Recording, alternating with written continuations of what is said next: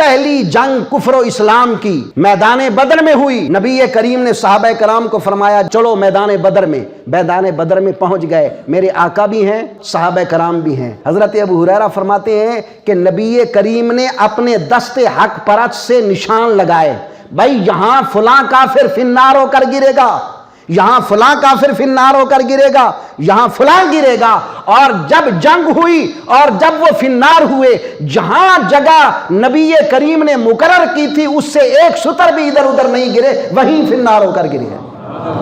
اس سے بھی کتنی باتیں معلوم ہوئی۔ میرے آقا کو یہ بھی علم تھا کہ فلاں فلاں مر جائے گا، یہ بھی علم تھا کہ فلاں فلاں جگہ گرے گا۔ تو نبی کریم صلی اللہ تعالی علیہ وبارک وسلم کی اس بات کو حضرت عمر بن خطاب بھی ذکر کرتے ہیں کہ اے لوگو، جو جو جگہ میرے آقا نے مقرر کی وہ لوگ وہیں گرے، اس سے ایک سطر بھی تجاوز نہ کیا اور ادھر ادھر نہیں گرے، جہاں سرکار نے فرمایا تھا وہیں گرے۔ میرے پیارے مصطفیٰ کریم صلی اللہ علیہ وسلم کے علم کی بات ہے۔